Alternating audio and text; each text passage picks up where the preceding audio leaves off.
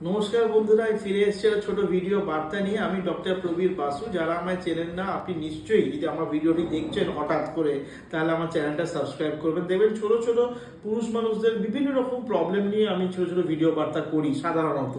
তো আজকে যে ভিডিও বার্তা করছি, আমার কাছে অনেকজন পেশেন্ট এসেছিল এইভাবে যে অনেক ধরুন লং ডিস্টেন্স রানার্স অনেক দৌড়াদৌড়ি করেন, ছোটাছুটি করেন, তারা বলছেন যে যখনই আমি ভারী কিছু করতে যাচ্ছি, লাস্ট দিকে গিয়ে চাপ সৃষ্টি করছি রানিং এর সময়, তখন বীর্য বেরিয়ে যাচ্ছে। তাকে আমরা ধাত সিনড্রোম বলি, এটা রানার্স ধাত সিনড্রোম আমরা বলি। এটা কি হচ্ছে, যারা যখন দৌড়চ্ছে তারা অনেক সময় এক্সারসাইজ করছে, তারা শরীরটা গরম হয়ে যাচ্ছে। এতে কি হচ্ছে যে বীর্য যেটা অনেক সময় যেটা নাইট ফলস হয়ে যায়, ঠিক তেমনই যখন আমরা প্রেশার দিচ্ছি তখনই কিন্তু বীর্যটা বেরিয়ে যাচ্ছে। এমন সময় বেরিয়ে যাচ্ছে খুব হিউমিলিয়েটিং, বলতে পারি খুব লজ্জাস্কর ব্যাপার হয়ে যাচ্ছে। এই ক্ষেত্রে আমি বলতে চাই, সবাইকার কিন্তু পেটটা গরমে অনেকে ভুগছেন, পায়খানা পরিষ্কার হচ্ছে না, কোষ্ঠকাঠিন্য থাকছে। মোস্ট ইম্পর্টেন্ট এই আপনার ধাত সিনড্রোমের যে ট্রিটমেন্ট, সেটা হচ্ছে কোষ্ঠকাঠিন্য চিকিৎসা। এই একটা চিকিৎসা ঠিকঠাক করতে পারে অনেক সময় কিন্তু লাভ হয়। সেকেন্ড হচ্ছে, অনেকের এই প্রবলেম ইরেকটাইল ডিসফাংশন থাকে, সেটা অবভিয়াসলি হিস্ট্রি টেকিং এর মধ্যে থেকে আমরা বুঝতে পারি, তার চিকিৎসা করা যায়।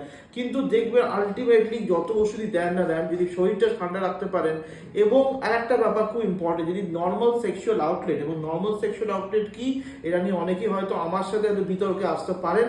আমি অনেককে বলি, দেখুন পুরুষ মানুষ, ইয়াং মেলস, তারা সেক্সুয়ালি অ্যাক্টিভ থাকেন, কিন্তু যদি সেক্স না করেন বা ম্যাস্টারবেশন না করেন, তাহলে ইজ্যাকুলেশন যেটা নর্মাল তৈরি হচ্ছে সিমেন্টটা, তাহলে একভাবে না কোনো এক সময় তো বেরোবেই। সেটা নাইট ফলসে বেরো কি যখন প্রেশার দিচ্ছেন তখনই ধাত হিসেবে বেরোনো যায়।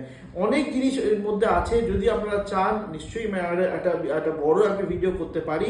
এছাড়াও যদি আপনারা কেউ এই রোগে ভোগেন, অনেকদিন ধরে ভুগছেন কিন্তু কাউকে দেখাতে পারছে না, নিশ্চয়ই কোনো অ্যান্ড্রোলজিস্ট, আমার মতো অ্যান্ড্রোলজিস্ট কাছে আসুন। তাহলে সুচিকিৎসা দ্বারা হয়তো সময় লাগবে, কিন্তু আপনি হয়তো কিওর হতে পারেন। নমস্কার, সাবধানে থাকবেন, ভালো থাকবেন।